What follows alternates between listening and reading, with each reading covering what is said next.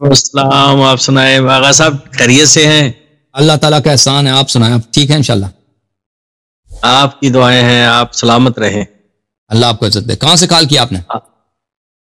میں لاہور سے بات کر رہا ہوں، پاکستان. اللہ آپ کو سلامتی دے، بہت مہربانی. اچھا حضور، گزارش کی ہے، موٹیویشن تو بہت مل رہی ہے اور بہت سارے نوجوان جو ہیں وہ ماشاءاللہ چینج آ رہی ہے آپ کی اسپیچز سے.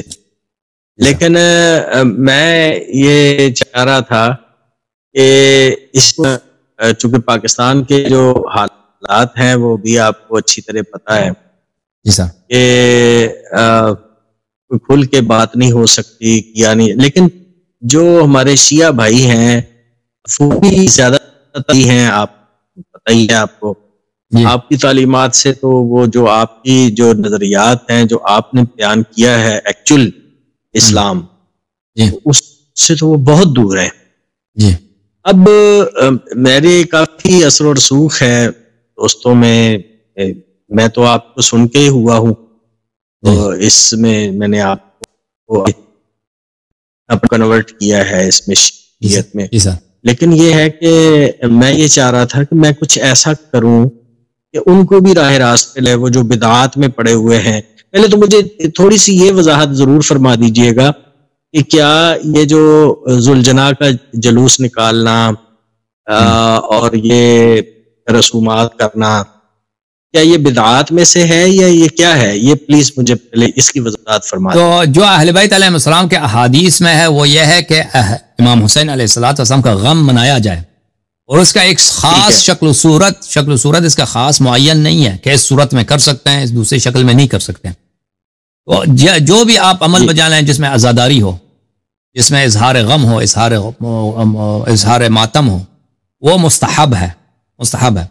اب چاہے وہ بہت سارے ملک ایسے ہیں جہاں پہ جلوس نہیں نکلتے لوگ، امام بارگاہ کے اندر ہی کرتے ہیں، بہت سارے ملکوں میں باہر نکلتے ہیں. اور تو یہ سب یہ کلچر ہے، اس کا کوئی خاص، جیسے مثلا عورت کا حجاب واجب ہے، ٹھیک ہے نا، عورت نے چادر اپنا پردہ کرنا ہے. اب پردہ کا ایک خاص شکل تھوڑی ہے.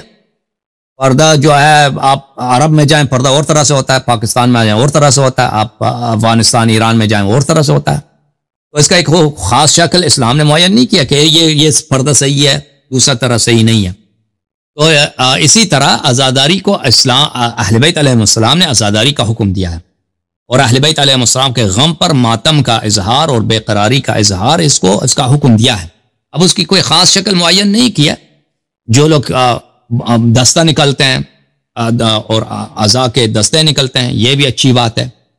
اور جو لوگ مثلا اس میں ذوالجناح جو نکالا جاتا ہے، ذوالجناح تو یہ ہے کہ مثلا جس طرح وہ امام حسین علیہ السلام کی یاد میں، ان کی میموری میں، کہ بھئی ہمارے مولا امام حسین علیہ السلام کا اس طرح گھوڑا تھا، وہ گھوڑا بڑا وفادار تھا.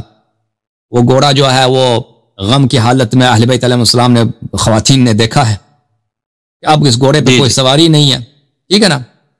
تو اس کی یاد میں یہ تو نہیں کہتے کہ یہی گھوڑا امام حسین علیہ السلام کا تھا، یہ تو کوئی نہیں کہتا. اس کی یاد میں اس کا ایک شبیہ جیسا کہ اس طرح ہوا ہوگا امام حسین علیہ السلام کا. تو شیعہ اس کو دیکھ کر وہ یاد میں پڑ جاتے ہیں کہ بھئی اس طرح کا امام میرے مولا کا اس طرح گھوڑا ہوا گا، وہ گھوڑا کتنا زخمی تھا، وہ گھوڑا کتنا باوفا تھا. اور اہل بیت علیہ السلام اس گھوڑے سے، امام حسین علیہ السلام کی جو بیٹیاں تھیں اور بہنیں تھیں، اس گھوڑے سے کتنا پیار کرتی تھیں. اور اس گھوڑے کو جب انہوں نے دیکھا ہے کہ گھوڑا واپس آئے میدان سے، اس کے زین پہ ہمارے مولا علیہ السلام نہیں ہے، تو ان کے دل پہ کیا قیامت گزری ہے. تو شیعہ جو ہے نا اس کی محبت میں، امام حسین علیہ السلام کی محبت میں، اس مصائب کو زندہ رکھنے میں کہ ہم بھولے نہیں، یا رسول اللہ ہم بھولے نہیں. آپ کے اہل خانہ نے جو مصائب دیکھے ہیں، آپ کی بیٹیوں نے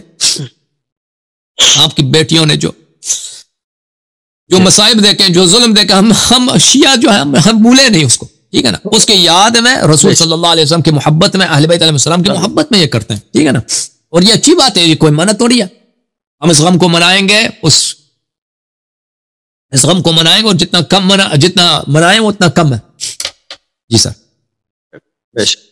اچھا، دوسرا یہ تھا آغا صاحب کہ یہ دیکھیں، کیا یہی سب کچھ کرنا چاہیے، یا جو آپ کی تعلیمات ہیں یا جو ایکشنز ہیں جو آپ گائیڈ کر رہے ہیں، جو اس وقت میں سمجھتا ہوں کہ سب سے امپورٹنٹ ہے وہ جو بھولا ہوا سبق ہے، بلکہ بھولا ہوا نہیں ہے بلکہ تھا ہی نہیں، آپ نے تو وہ چیزیں سامنے لائی ہیں جو ہے ہی نہیں تھی، وہ تھا جن کا، ان کو کیا آپ ہمیں سجیسٹ کرتے ہیں، یہ کیا آپ گائیڈ کرتے ہیں کہ پاکستان کے معروضی حالات کے مد نظر رکھ کر ہم کس طرح لوگوں کو کریں اس پر، یار کی طرف آئے ذاکرین کے اس دیکھیں کسی دوسروں کو آپ جو ہے نا زیادہ جو نہ دیں، دوسروں کے آپ ہدایت کریں، کیونکہ ہدایت اکثر لوگ ان کو حق کا پتہ بھی چلے ان کو پرواہ نہیں ہوتی، اکثر لوگ ایسے ہیں.